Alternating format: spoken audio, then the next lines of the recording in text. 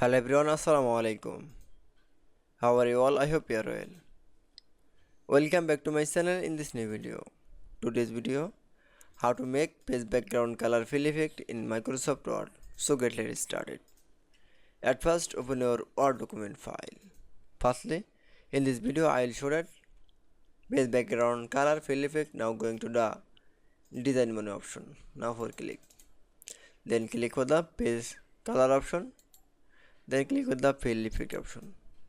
Now click with the any source color is on color and click for the two color. Then my choose a two color. Then choose a color option. Then I choose color. Now for click. Then click for the OK.